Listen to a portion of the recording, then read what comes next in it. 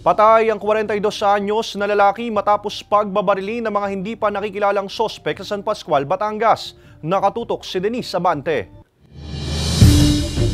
Kung sino naman po yung gumawa nito sa tito ko, sana po sumuko na kayo, mahabag po kayo sa ginawa nyo. Kasi may mga pamilya din po itong binubuhay. Marami din pong umaasa sa kanya. Bahala na po ang karma sa kanila. Mas matindi pa ang babalik sa pamilya nila.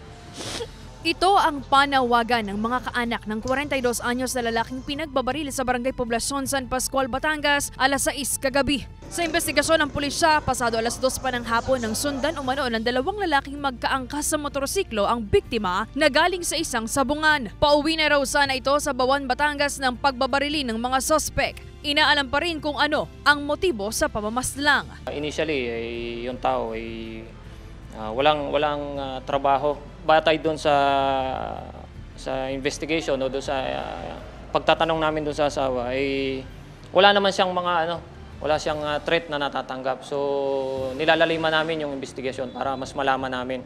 Naghahanap kami ng mga possible na pwedeng makausap para malaman kung ano pa yung mga possible motive. Ayon naman sa kaanak ng biktima, wala silang alam na nakakaaway nito. Pero tingin ng asawa, posible raw na may kinalaman sa isang pautang sa sabong ang motibo sa krimen. Kapag may mga palaban kasi siya, gano'n naman sila nahihiraman. Hindi ko naman, wala akong alam doon kasi kanyang laro yun eh. Wala, hindi siya nagbabanggit sa akin ng mga gano'n. Kasalukuyan pang nasa isang punerarya sa Batangas City ang labi ng biktima habang hinihintay na ma-autopsy ng SOCO. Patuloy ang investigasyon para sa ikadarakip ng mga nakatakas na suspect, gayong may malapit na PNP checkpoint sa lugar. Hindi napansin nila kahit yung mga taong naroroon sa area. Initially, nung mga oras na yon, halos kalakasan ng ulan nung panahong yon. Yung pagkandak naman natin ng checkpoint kasi yan ay naka-time. May mga oras tayo na katulad pag mga rush hour.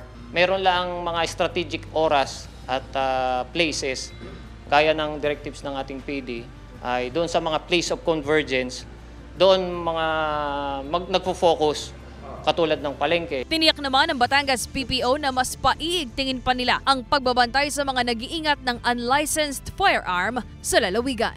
Continuous yung profiling namin sa mga potential pugs ng mga politiko and of course ng criminal gangs and other criminal elements dito sa Batangas. Kasama si J.R. Manares, Denise Abante, Balitang Southern Tagalog.